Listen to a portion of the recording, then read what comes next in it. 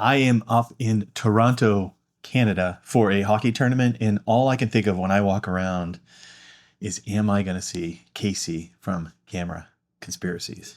Brian here, a Random Tech, and I haven't made a video in several months now on this channel. And the reason why, there's a couple of reasons why. One is I started a new job and I am super busy with that.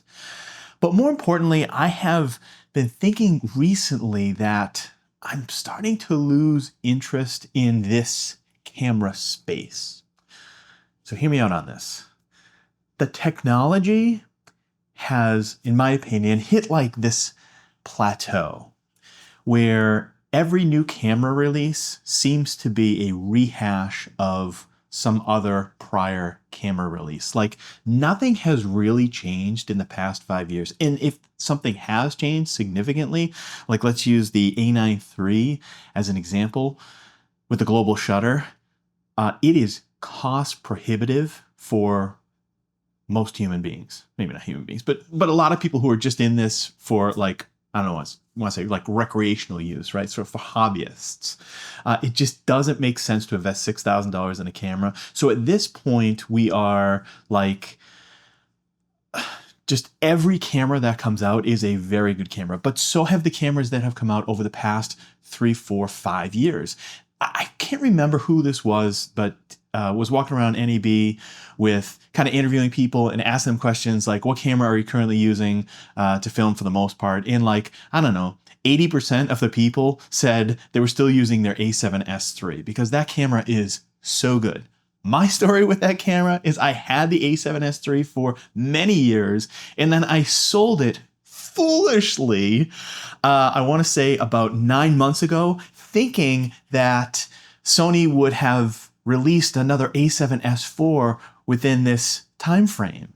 But of course they haven't done that. And instead what they've done is they've introduced a camera that nobody asked for, this FX2, which again comes back to my original point, which is these camera companies, they have essentially plateaued.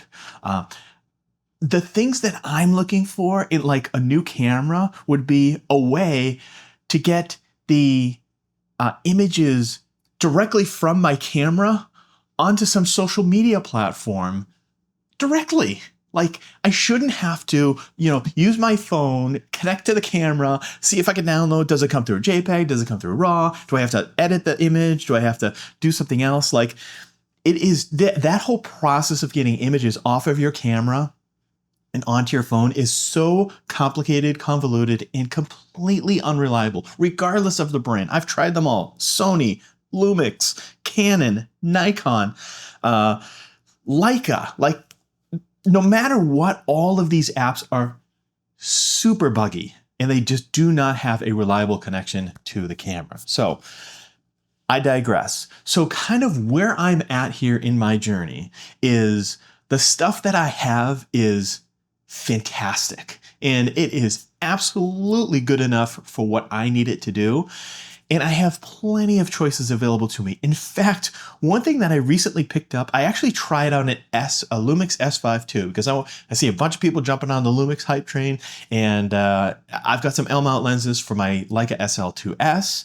And I wanted to give Lumix a shot just to see if it made sense for maybe replacing my Sony gear. Well, what I quickly found out is the S5 II, now again, this isn't one of the new ones, but the S5 II, the autofocus on the Lumix system isn't nearly as good as what the autofocus is on the Sony system. So they've still got a ways to go. Maybe with these new S1R Mark II and the S1 II and the S1 IIe, again, how many cameras do you need? Like it's getting a little out of control. But anyways, I'm sticking with Sony for now on like for hybrid use. But for stills photography, I absolutely love using that Leica SL system.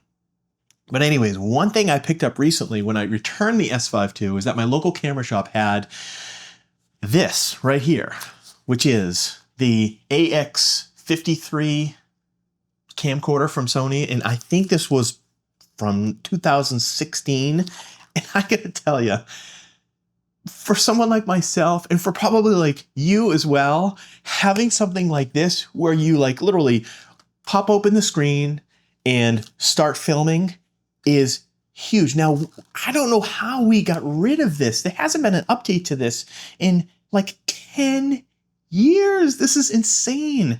It says a built-in gimbal. The sensor isn't great, but it's good enough for what I needed to do, which is just to like record random stuff, you know, with my family and vacations and stuff like that. It's got a decent zoom range on there. Like, how did we get away? How do we move away from this? I just don't get it. Is it because like people bought these and then they stopped buying stuff because this was so good? Like, part of me thinks that. Like, people who own these, they never get rid of them. They really don't, because they're so easy to use and they're very functional and they take great footage. The FX2, let's talk about that for a second. The FX2, I think the intent is to make it work like something like this, or like give the usability, or give the results of something like this. But in terms of like being able to capture results and capture images and video using that camera, it's way more challenging. It's very similar to like an FX30 or an FX3. And that, I personally like using that system, but I know if I'm just like an average user, there's no way I'm going to be able to figure that out and get consistently good content. So I don't know. I'm kind of all over the map here. This is what happens when you don't record a video for several months. You tend to meander. Anyways, let me know down in the comments below if you think we have already reached like peak, peak technology for these mirrorless cameras, or if you think there's a lot more to go. I personally do not. So I am not really interested in anything that has come out over the past several months. And that's been great, actually. The other piece of this is the tariffs. And I know a lot of people have covered that in their videos, but seeing like lenses and cameras go up by like huge amounts of money is fantastic for someone like myself who just like enjoys buying new gear. But now I look at this, I'm like, well, look at Sigma. Those Sigma lenses were, you used to be able to buy the Sigma lens, let's use like 28 to 70 for like, I don't know, $799, $750, $700 sometimes when it goes on sale. And now it's like $1,000. Like, am I going to go out and buy that lens?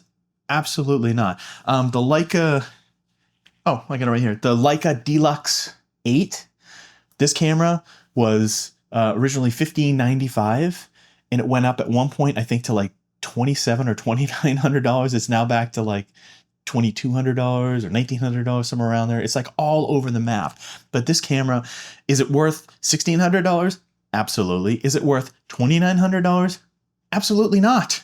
So these tariffs are really screwing, I think, with the camera industry, and it's really unfortunate. Again, for people who are hobbyists, it really doesn't make a difference because you just simply don't buy that camera or that lens. But for people who do this professionally, it is wreaking havoc, I think, with their profession. So anyways, let me know down in the comments what you think is coming down the pipeline that is going to entice people to either switch brands or scrap what they currently have and buy that new piece of tech. That's all I have for today. Thank you so much for watching, and we will catch you in the next one. Take care.